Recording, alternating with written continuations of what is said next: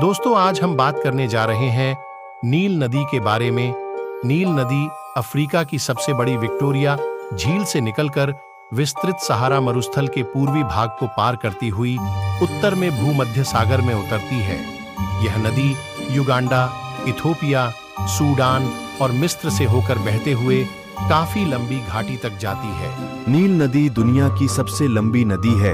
इसकी लंबाई 6,650 किलोमीटर है। यह नदी 11 देशों से होकर गुजरती है। नील नदी की दो प्रमुख सहायक नदियां हैं, व्हाइट नील और ब्लू नील। व्हाइट नील को नील नदी की मुख्य धारा माना जाता है और ब्लू नील अधिकांश पानी और गंध का स्रोत है। 1960 से 1970 के बीच नील नदी पर असवान डैम का निर्माण किया गया था ताकि नील नदी में आने वाली बाढ़ से बचा जा सके।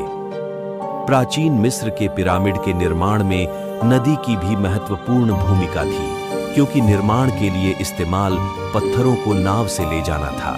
नदी के दक्षिणी हिस्सों में नील मगरमच्छ का घर है, जो मगरमच्छ की सबसे बड़ी और सबसे खतरनाक प्रजातियों में से एक है।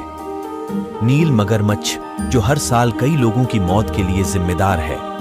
एक समय में इन आक्रामक मगरमच्छ नील डेल्टा में हर जगह पाए जाते थे, लेकिन कुछ वर्षों से उनका आवास कम हो गया है। नील नदी दक्षिण से उत्तर की ओर बहती है। प्राचीन मिस्र में दक्षिण को ऊपरी मिस्र और उत्तर को निचला मिस्र कहा जाता था।